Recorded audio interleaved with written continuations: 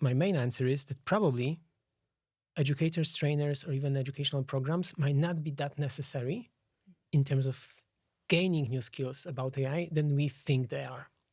And this is for one very interesting reason. Very preliminary research shows that people can learn about AI, like people who are not IT specialists, like general audience can learn about AI, start using it very effectively with almost no training or no education.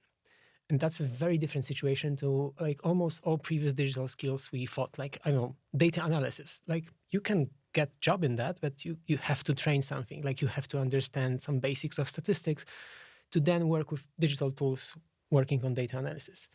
With AI, it's almost as it's like it's fully open field. So I think this is like very interesting question. Do we need new level skills, or do those skills are super easy to gain, to get, and then you can just use AI, and there'll be new problems with that. So like, can you use it safely? But you can use it very easily without no education, no specific skills that you need. And I think that's kind of the one thing we see after 1 year of ChatGPT and all the similar technologies being in place.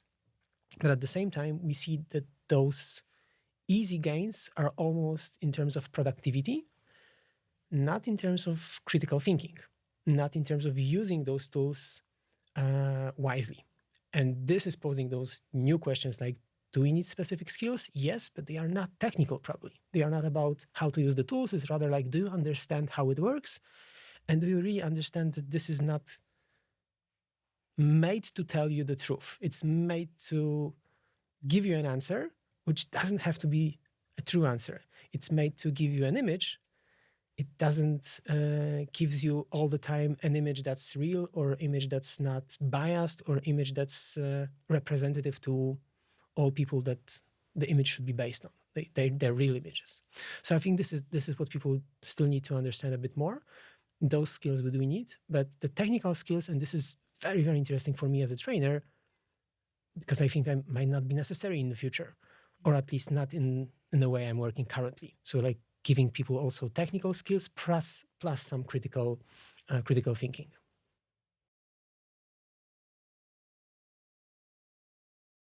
I would answer like in one of my favorite memes. Why not both? This is why I added the mixed version. Yeah. You know, and like when we meet and record this, it's still very early in the like whole life cycle of the technology we just got introduced to.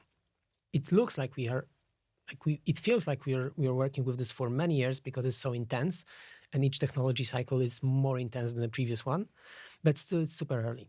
And because of that, we don't see the exact how like the field will play out with the business models, the diversity of the tools. So I would not play to just one direction here with using or open source or closed source. And I think there are a few reasons for that. First of all, CSOs probably, I guess, and this is one of the kind of the topics of many workshops I've done lately, is that we will have as CSOs, as activists, two roles. We want to be better at using it for our own good. So understand it, use it, get some productivity gains out of it, get some better results out of it, make it more useful for us as the business tries to use those tools for their own effectiveness. And the second part is which business is not doing that at all or very little.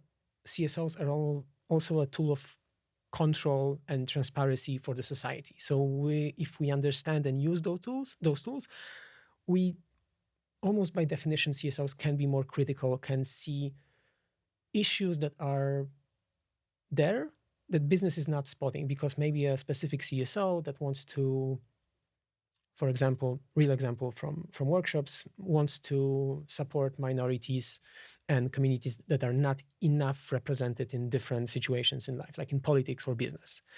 And by the CSO, for example, you maybe want to use those AI tools to generate better texts, better communication, better images that are more representative of that minority, and they are showing them more than it's like in the stock images. It's less of this specific minority shown.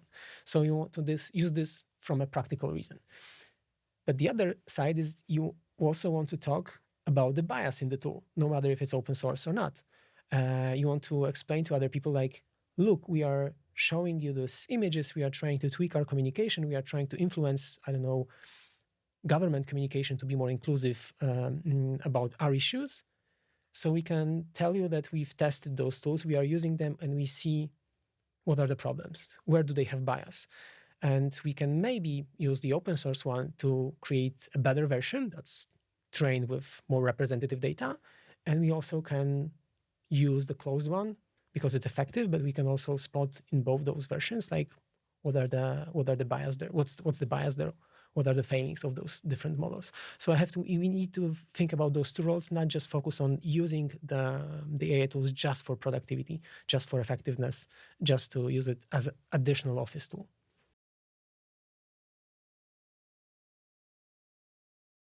I totally agree. It doesn't have to be offline. It doesn't have to be people you really know in your life. It's more about that you share some values and you share some common goals. So you have something bigger than one specific idea, one specific interest.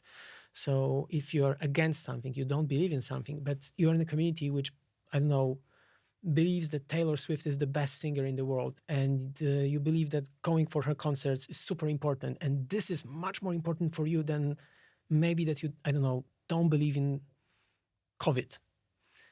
It's possible in that community that this common goal might help you to talk and listen to other people and change your mind. And I'm giving this Taylor Swift example because Taylor Swift fans and K-pop fans are two examples of very rational communities that are really trying to influence for a better situations even outside of their community, and they do try to help each other when they feel that parts of the community or people in the community are failing. The end goal is to talk about Taylor Swift and listen to her music, support her new versions of her songs. But at the same time, in the background, you have a lot of discussions about mental health issues and trying to push some progress that they feel that's important for them and it's part of the community, which is amazing. And this is happening for people who are meeting, if they meet on the concert, which is super difficult, they meet only online. Mm-hmm. Yeah, I think that's kind of the article that inspired me to think, maybe not differently, but like it pointed me exactly to what I was feeling and named it pretty well. So in this article, Alix Dunn, and she's activist, but also she's a technologist. She's comparing this, like a lot of experts from IT will know this concept of Gartner hype cycle, which very briefly is trying to map at what moment in history a specific technology is. Are we just getting there? So are we like in early adopter stage, or is this overhyped moment? So a lot of money, a lot of hype, a lot of advertisements, a lot of promises, but maybe that's not the technology might not be that useful or that popular. We don't know yet what will be after the hype. And then most of the technologies will get they will get populated enough so they will be normalized. And the use might be different than from the beginning when we were like in the overhyped moment. And Alix Dunn tried to map that. She said, okay, we can map not only the hype, but let's try to think about amount of harm that's happening when a specific technology is at specific moment of its development. And I think this is very interesting that the idea came up with AI, less with previous technologies. And there's like a lot of different people, also Tristan Harris from Center for Humane Technology, that are trying to push this very good critical idea of that we missed this opportunity for social media. So let's try make it better this time with AI. Also because it's happening much more faster and intense even in comparison to social media. So amount of people using it it's gaining audience much, much faster. So thinking about the harm cycle in comparison to hype cycle gives us an opportunity to think, okay, so if we are pushing a lot of people to try it out, to test it, And early adopters, there are so many of them that they are not only experts, not only users of previous technologies, not only people who are maybe with some critical thinking, maybe with some skills available to them, but general audience. We might see more harm coming in those early stages. And also, because it's an early stage, so creators of those technology want to gain the audience and they want to earn as much money as possible. They might want to overlook harms in the technology just because they are trying to push the technology.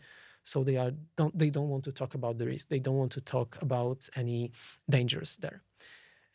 And I agree with her, but there's one issue with that. Like, it looks like she spotted this perfectly. We are in this, I think, harm moment. So overhype is connected with like the biggest harm happening right now.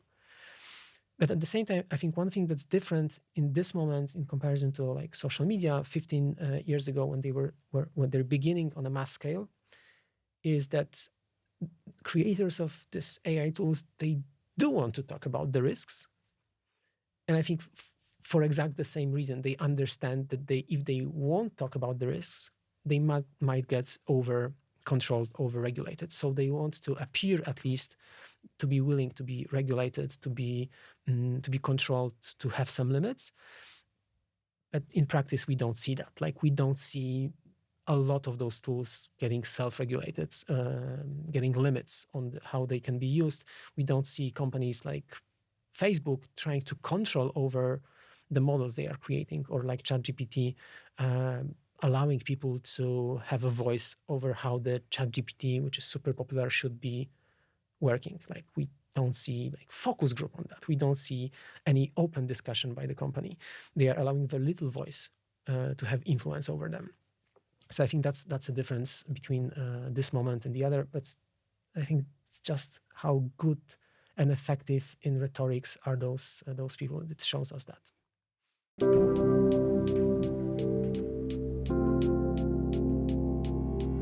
Looking for more resources in topics like countering disinformation, cybersecurity, personal and organizational resiliency, building positive narratives, or media literacy?